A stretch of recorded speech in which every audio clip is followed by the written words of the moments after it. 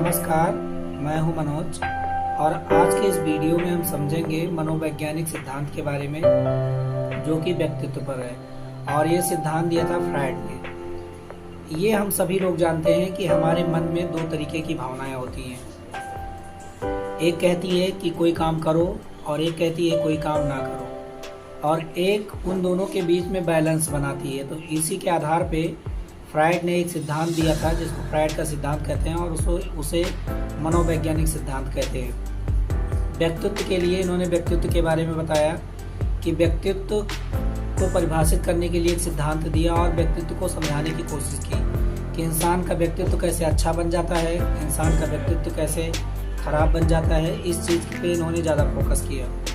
इन्होंने बताया कि दो चीज़ें होती हैं जो मेन चीज़ हमारे व्यक्तित्व का निर्धारण करती हो। एक होती है अचेतना और एक होती है चेतना। एक तरफ इन्होंने अचेतना को लिया और एक तरफ इन्होंने लिया इदम को, अहम को और अत्यम को। तीन शब्दों का नाम लिया।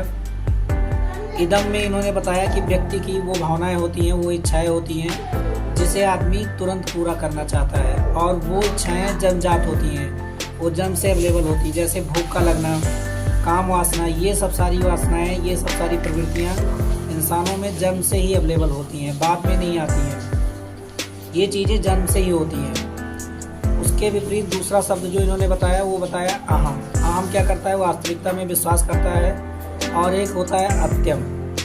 वो क्या होता है? जो समाज में रूल बनाए जाते हैं, जो रूल रेगुलेशन बनाए जाते हैं, उनको देखता है। सामाजिक रूल क्या है, समाज के लिए क्या अच्छा है क्या बुरा है, वो इन चीज़ों का नियंत्रण होता है।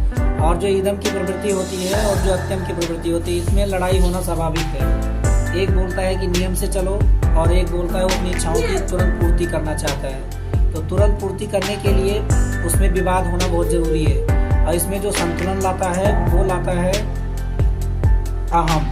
अहम की प्रवृत्ति होती है। जैसे हमें भूख लगी है और हमें खाना खाना है, हमारे पास खाना नहीं है, तो हमारे दिमाग में बहुत सारे विचार आएंगे कि हम खाना कैसे खाएं। एक तरीका है कि हम काम कर लें और काम के बदले में हमें कुछ पैसे मिल जाएंगे, उससे हम खाना खा लेंगे।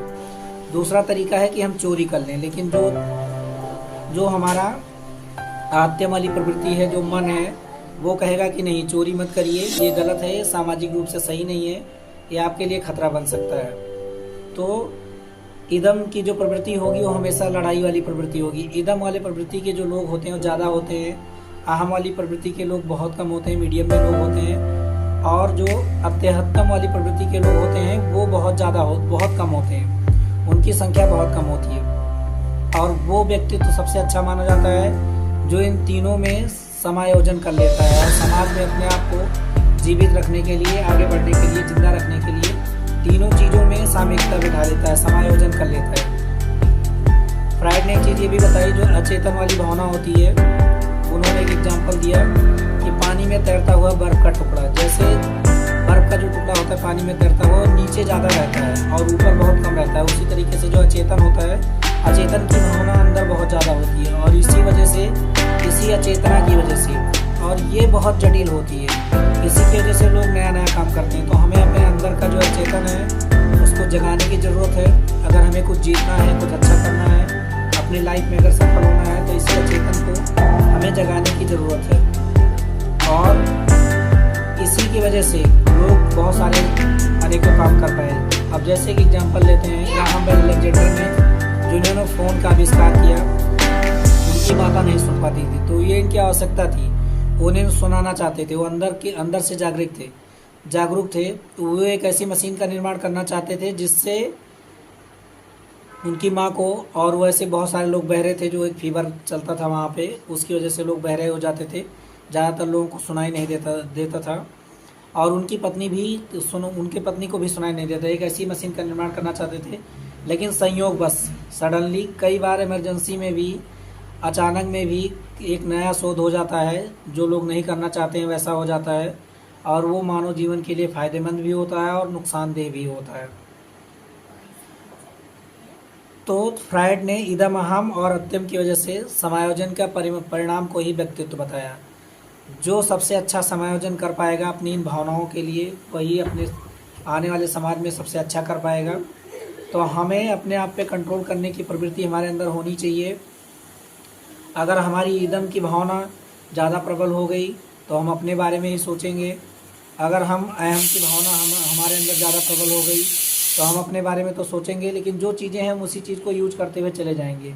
लेकिन अगर हमें अत्यहम की भावना हमारे अंदर प्रबल हो गई तो हमें क्या होगा, हम औरों के बारे में भी सोचेंगे और अपने बारे में भी सोचेंगे। और हमारे मन में ये चीज़ें हैं, हमारा मन ही बताता है, तो किसी से कोई राय लेने की ज़रूरत नहीं है। जो अहम है वो हमारा गुरु है, जो ईदम है वो हमारा जनरेटर भी है और हमारा विनाशकारी भी है।